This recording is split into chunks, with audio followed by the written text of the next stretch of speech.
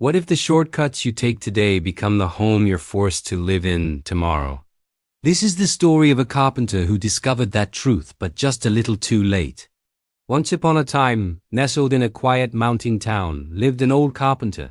His hands were a testament to his life, scarred and calloused from decades of unwavering work. His eyes, however, were gentle and kind. He wasn't a man of many words, but his reputation spoke volumes.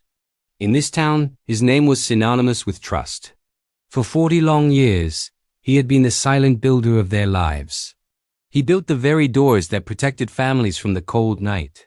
He crafted the tables where people prayed, laughed, and broke bread together. And with a heavy heart, he also built the coffins that carried loved ones to their final resting place. His work was never glamorous. It was never celebrated on a grand stage, but it mattered. It was the backbone of the community, woven into the fabric of their daily lives. One crisp morning, his boss approached him with the words he had been dreaming of for years. "It's time," the boss said, a gentle smile on his face. "You can finally retire." The old carpenter simply nodded, a wave of relief washing over him. He was ready. So ready to rest his weary bones, to breathe the mountain air without the scent of sawdust, to finally slow down and enjoy the sunset. But just as he was about to turn and leave, the boss added, "Before you go, I have one last job for you. Build me one more house." The old man hesitated. His mind was already on his front porch, watching the world go by. But after a lifetime of service, he couldn't refuse. He agreed, but his heart just wasn't in it anymore. The passion that had driven him for 40 years had faded, replaced by the impatient desire for freedom. So he began cutting corners. He chose cheaper, weaker wood, telling himself it was good enough. He rushed through the framing, not double-checking the angles as he once would have. He ignored the small mistakes, the imperfections that his younger self would have painstakingly fixed with pride. He rationalized it all with a single thought: it doesn't matter, it's just one more house.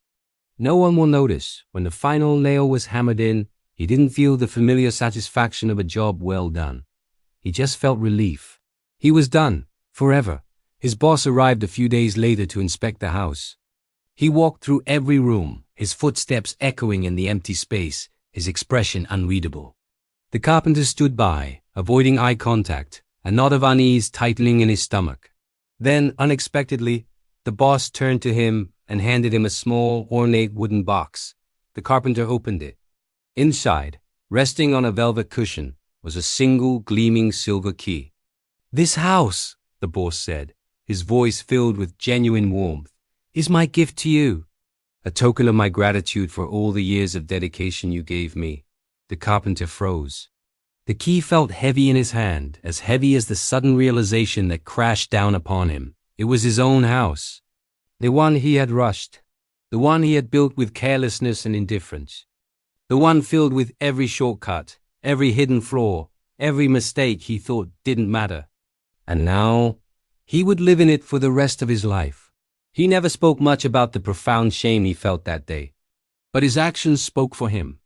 From then on, whenever he helped his neighbors with small jobs, fixing a squeaky door hinge, mending a broken chair, or patching a leaky roof, he worked with a newfound reverence. He worked as if he were building his own home all over again. Because at last he understood the profound truth.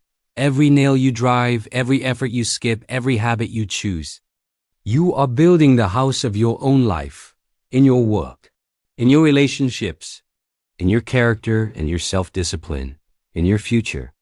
Everything you create, you eventually have to live inside. So build it with care. Build it with intention. Build it well. Thank you so much for watching, and stay blessed. This is Daily Spark.